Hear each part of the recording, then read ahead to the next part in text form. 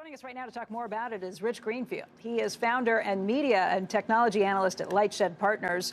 What's your take on this? Look, the real questions heading into this quarter were, look, they screwed up last quarter, right? They major miss in Q2. The international number was disastrous. And I think you had a lot of investors fearful that the international story was over. Because remember, as you think about the next 5 years of Netflix, next 10 years, 95% of the growth was coming from overseas. And so when the international story hit a wall last quarter, people panicked. And that's what, you look at what happened to the stock on the chart. That was fear of international. So coming in and actually exceeding expectations for Q3 was a really big sign. I think when you look at the stock up 7-8%, Becky, it's because of the fact that international was good. And more importantly, Q4 number for international was fine, especially with sort of the language on the conference call. Hastings ended the call basically by saying, look, meeting expectations is nice, but blowing them away is even better. And so I think there is excitement that the international story is back on plan versus the blip that we saw in Q2 that I can't really explain. I don't think they can really explain, but I think that's why the stock's moving. In terms of blowing expectations out of the water, is that them setting the stage for what they might be able to do next quarter after we've seen the launch of Disney and several of these other services, including Apple? Netflix has been terrible at forecasting its subscriber numbers. It generally has exceeded them meaningfully.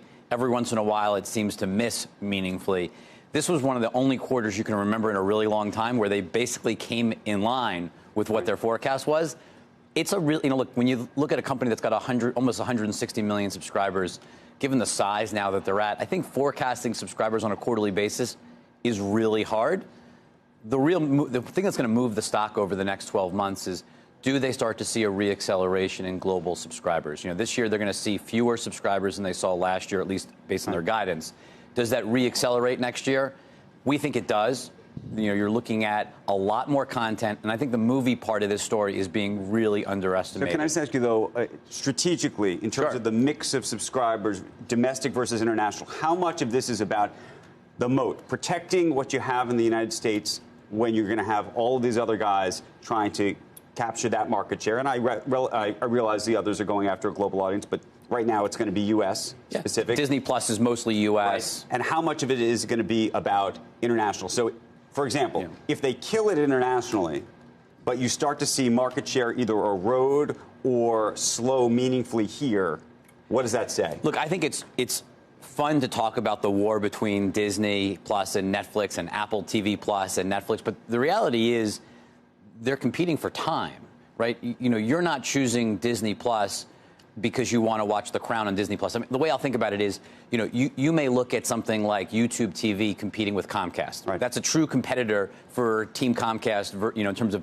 the channels you get. I can watch CNBC on either. Right. I can't watch The Crown on Disney Plus. I can't watch Stranger Things on Disney Plus. I can't watch Mandalorian on Netflix. These are not really substitutable products. You're going to have both, and look, the consumer wants a stream. That's why all of these streaming services are finally coming. Everybody's realizing they have to go all in. Peacock is launching next year. Right. HBO Max is launching.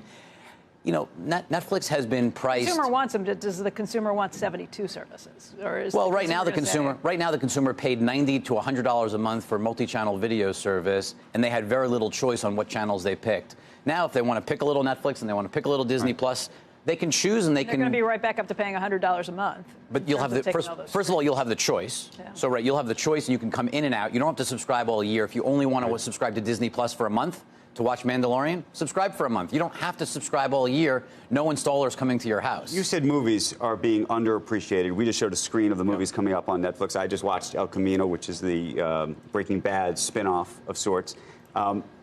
Why do you think that we're not appreciating the value of these? Because the cost of them is huge. And by the way, even though I watched El Camino because I'm a Breaking Bad fanatic, I'm not sure I've heard enough about it, frankly.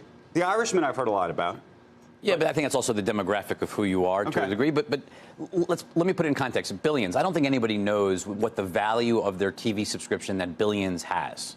Like, I don't think you think about a TV show and go, oh, Stranger Things has this value. We all know what the value of a new movie is, right? We know that you go to the movie theaters and it's, I say 10 is the average, but for us in New York, what, $15 per person? Right.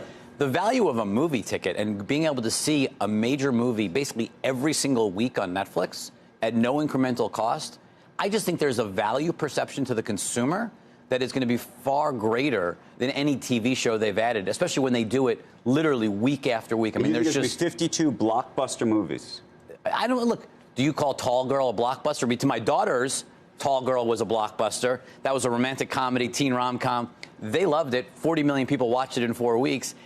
I don't know if that's a blockbuster by your definition. It was a blockbuster from a viewership standpoint. Bottom line, do you buy the stock at $307? It sounds like yes. Absolutely. I mean, this stock's going a lot higher as people realize that it's not Disney and Apple versus Netflix. It's the collection of these services winning mind share, winning wallet share from consumers all over the world. Is there someone who you don't think is a winner in all of this, in the streaming war? Look, I think you have to look at traditional television, broadcast TV. No, I'm saying among the streamers.